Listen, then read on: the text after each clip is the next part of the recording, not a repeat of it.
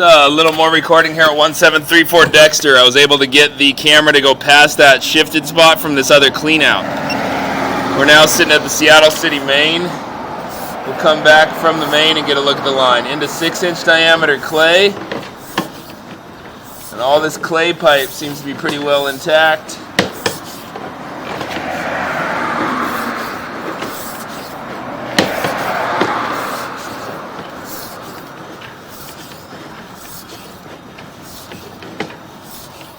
In that 30 or so feet, once we've come around this turn where it's shifted pretty bad, and that spot, very hard to locate this spot. It's extremely deep. This line dives significantly.